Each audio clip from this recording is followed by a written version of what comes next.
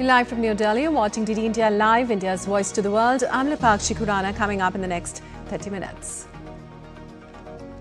India-Angola pledge to deepen bilateral ties, agree on cooperation in maritime resources. President Murmu to address Parliament and also interact with Indian community. End of shutdown in sight as Senate advances the bill after 40 days of stalemate. Bill to fund government through January 2026 and includes 3 appropriations measures. COP30 begins in Brazil's Belém on Monday with focus on turning climate talk into measurable action. Environment Minister Bhupendra Yadav represents India. BBC Director General Tim Davie and CEO Deborah Turnus resign after criticism of Trump documentary edit. Trump calls the edit a terrible thing for democracy. And at the ISSF World Championship, India's Anish Bhanwala wins historic silver in men's 25-meter rapid fire pistol.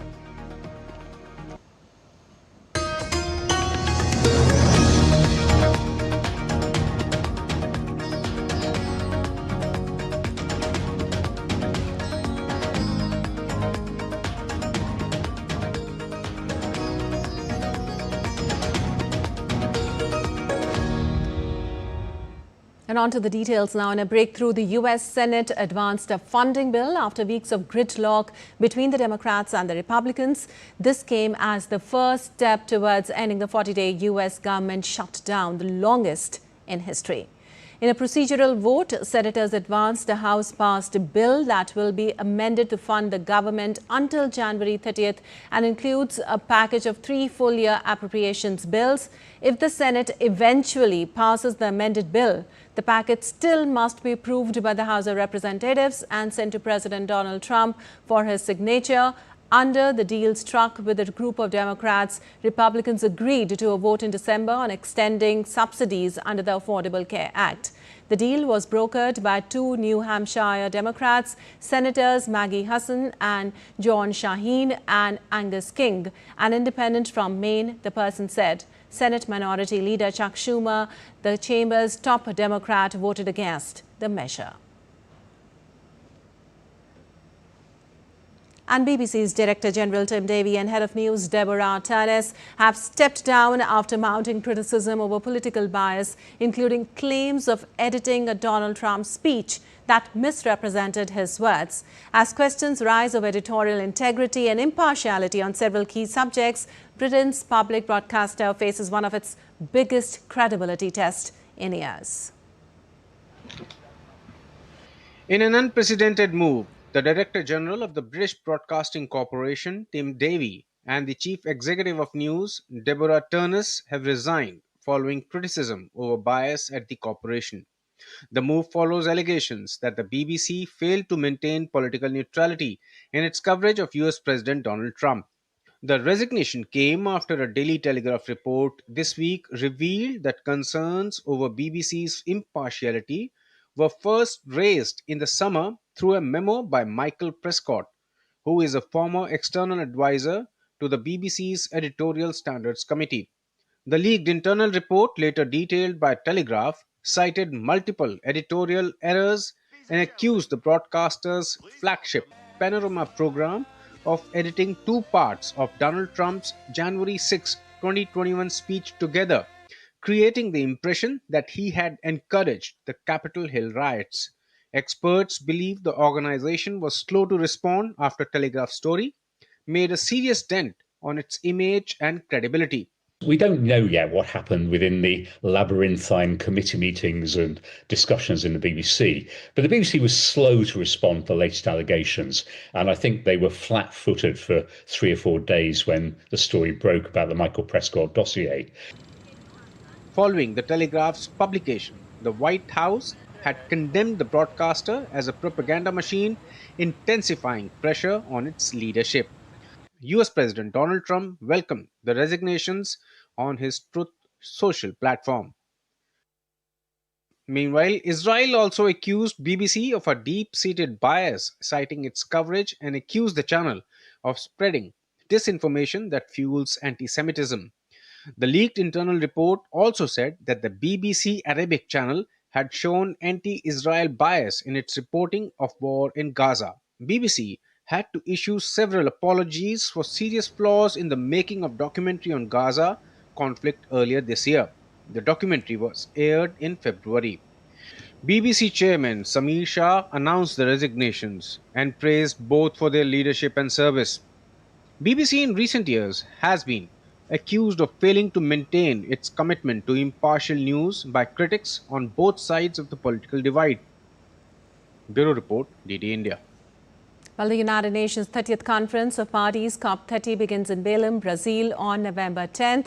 It marks a decade since the Paris Climate Pact came into force. A lot has changed since the landmark treaty was adopted, and at the same time, the needle hasn't moved much on several long-standing climate issues. Indigenous leaders from Andes arrived in Belém to attend the COP30 Climate Summit. Their main goal was demanding a greater say in how their territories are managed as climate change escalates and industries including mining, oil drilling and logging press deeper into forest. In the run-up to COP30, more than 60 countries have submitted revised climate action plans. However, by all accounts, collective ambition will not be enough to keep global warming below the threshold set at Paris.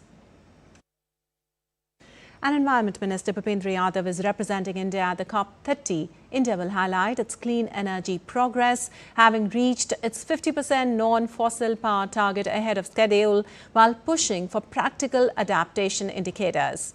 Earlier, reaffirming its commitment to multilateralism and towards preserving and safeguarding the architecture of the Paris Agreement, India called on all nations to ensure that the next decade of climate action is defined not only by targets but by implementation, resilience and shared responsibility based on mutual trust and fairness. Now, during the 12-day-long conference, talks will focus on implementing the Paris Agreement, climate finance and adaptation plans as countries move from promises to action. This is the first COP where the full Paris policy cycle is in effect. And every year, COP Summit generates hundreds of headlines on global climate action. This year's begins on Monday in the Brazilian rainforest city of Belém. But what exactly happens at the annual UN Climate Conference? Here's what you need to know.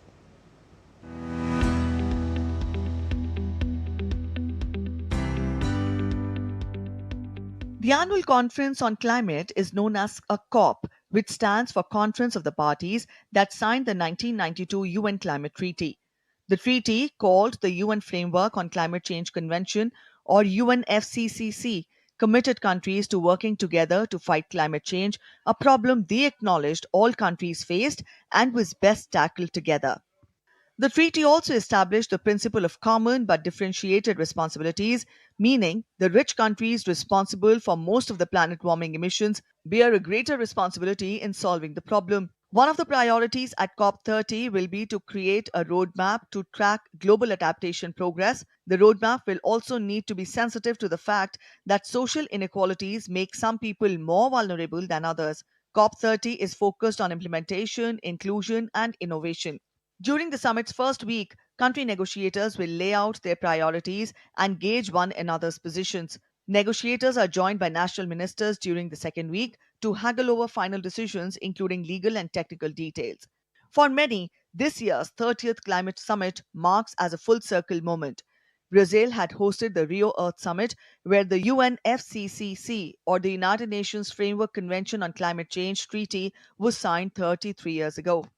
Central to Brazil's climate finance agenda is the Tropical Forest Forever facility, a performance-based fund aiming to mobilize $4 billion annually to reward countries for conserving tropical forests.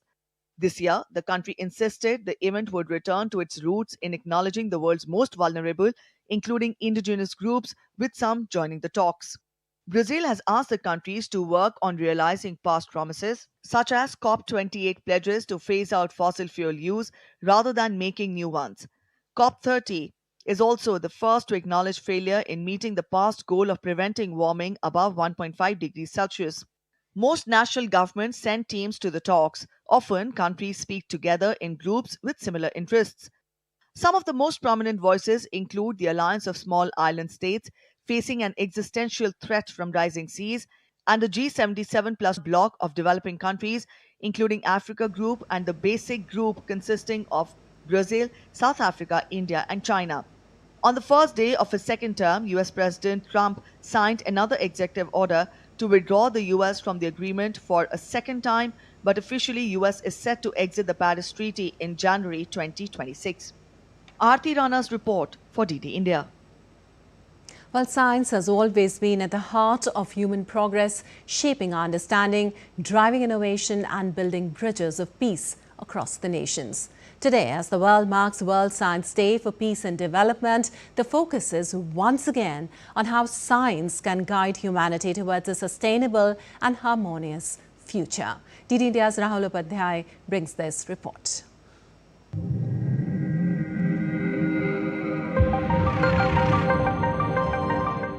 Every year, November 10th is celebrated as World Science Day for Peace and Development, a day dedicated to highlighting how science supports peace, progress and sustainability across the globe.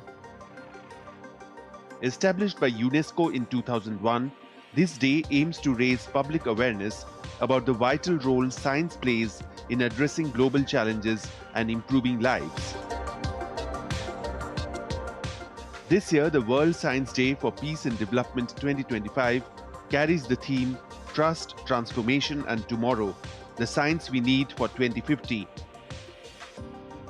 The theme emphasizes the importance of building trust in science, embracing innovation, and preparing humanity for the challenges ahead.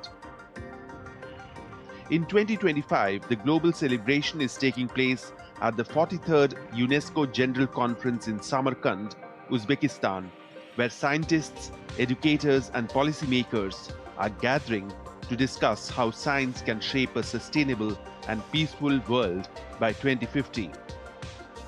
Over the years, World Science Day has inspired educational events, exhibitions, and discussions across the world, connecting science with society and promoting scientific understanding among people of all ages.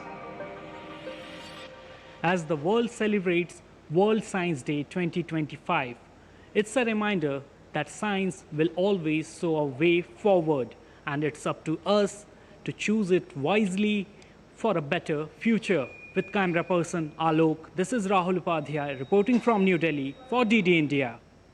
And now let's take a look at some more news around the world. Protests in Benin City have halted the planned opening of Nigeria's new Museum of West Africa Arts. Demonstrators believed to represent the Oba's palace disrupted a private tour, claiming the traditional ruler should oversee the museum.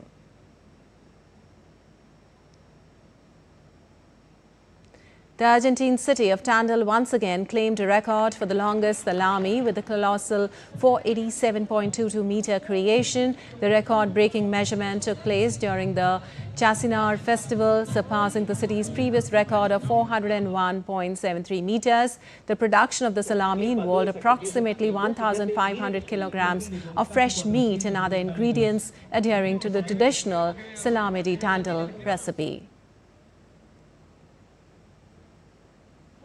Paris marked the 10th anniversary of the November 13th attacks with a run for freedom and an equality march. Thousands joined to honor victims and show unity. Organizers also said the best response to terrorism is standing together and celebrating freedom.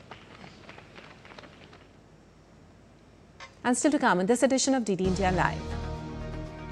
Global Peace Prayer Festival underway in Bhutan. Stay with us to know why it is special.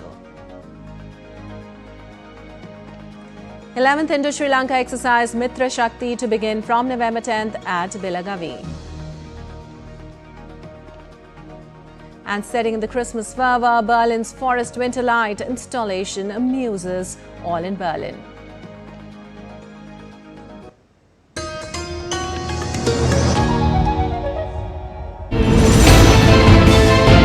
Geopolitics and trade deals. Economic challenges amid development. Hard work and the path to prosperity. It's the economy always. Between walkers, money is what money does and says, supply creates its own demand, between the bulls pulls and bears tears. When supply chains globalization and India rises to the podium. We'll get you centered with the economic brief at 8 p.m. every Thursday on DD India.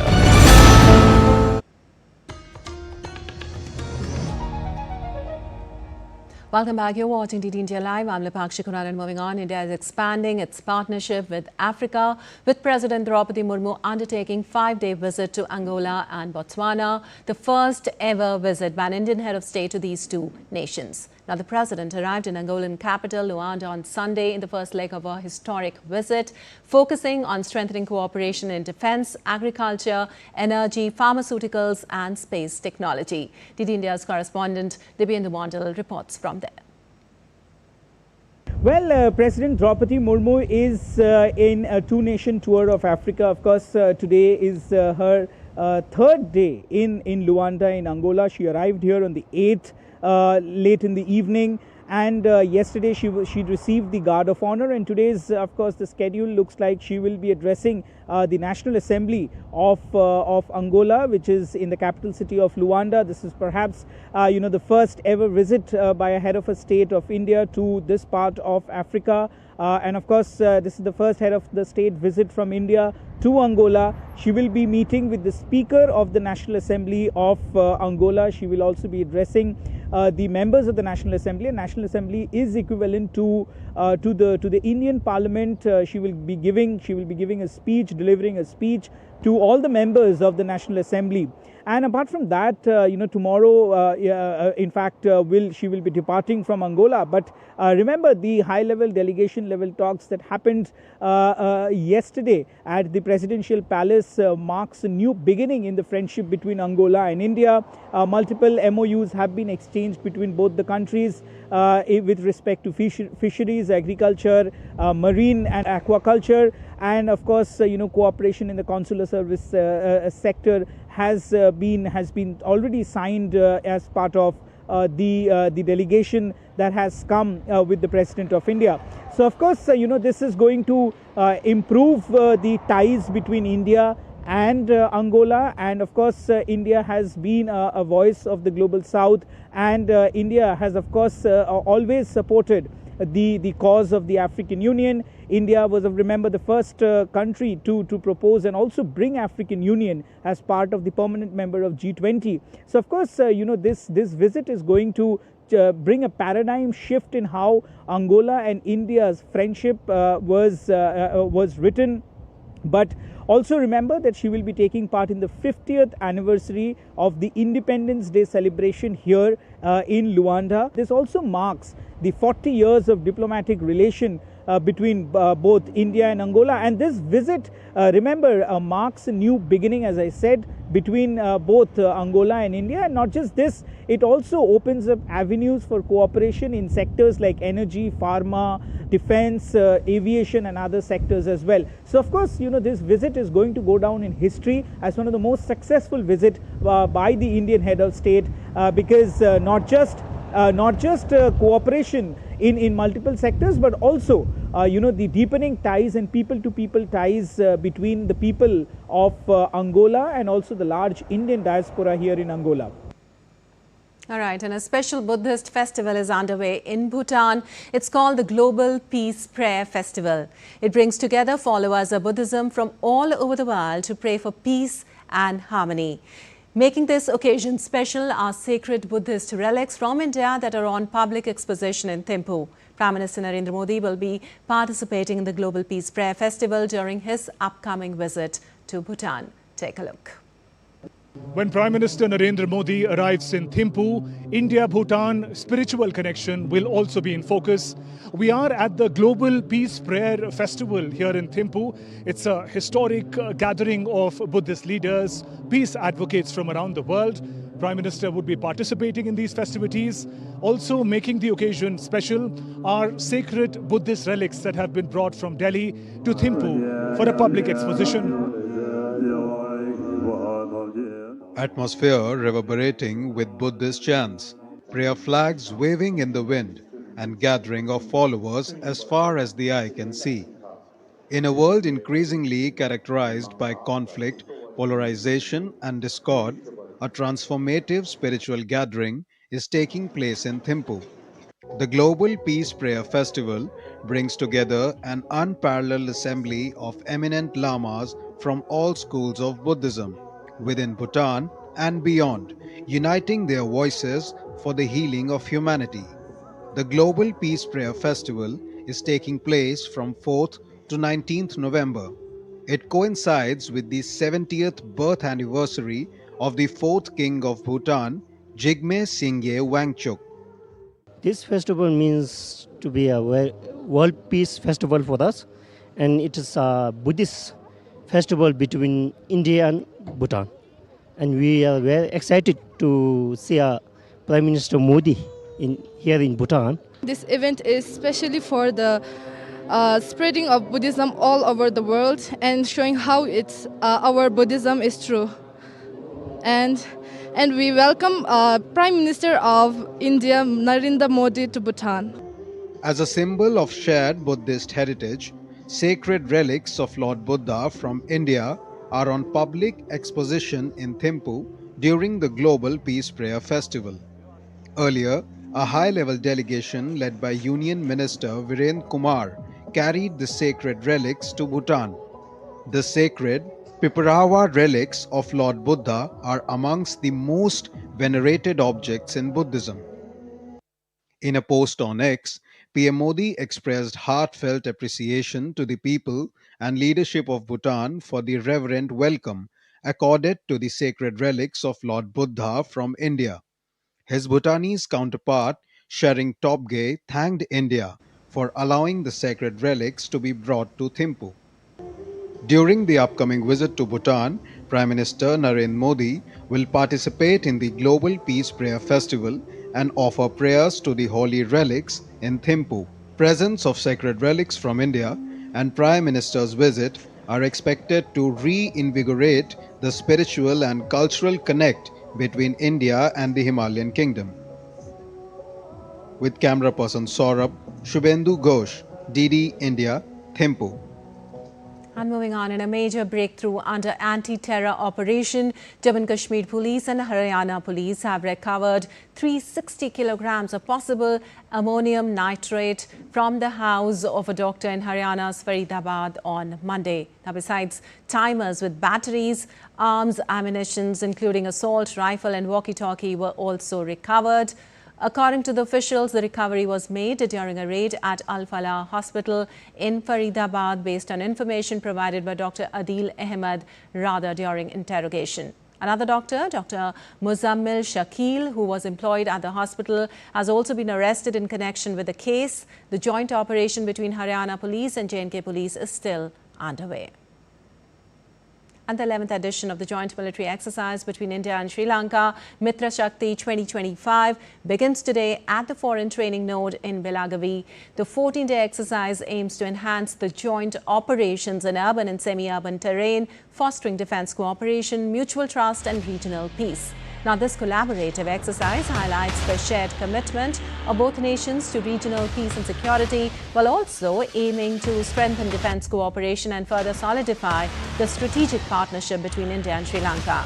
The annual event alternates between the nations. Last year's edition in Sri Lanka involved Rajputana Rifles and Gajaba Regiment personnel sharing counter-terrorism tactics. And on to some sports news now. India's Anish Bhanwala delivered a career-defining performance at the ISSF World Championships in Cairo, clinching silver at the 25-meter rapid-fire pistol final. The 23-year-old from Haryana showed remarkable composure, surviving a tense shoot-off for bronze before outlasting Ukraine's Maxim Horodonits to secure second place with a score of 28. Overcoming the disappointment of missing out at the Paris 2024 Olympics, Bhanwala's resilience and precision marked his biggest international medal yet in a fiercely contested final. And Berlin's Forest Winterlight installation is lighting up the festive season with a mix of Christmas charm, industrial vibes and techno beats. created by artists. The show also offers skating under glowing lights and upside-down Christmas trees, inviting visitors on an emotional winter journey. Let's take a look.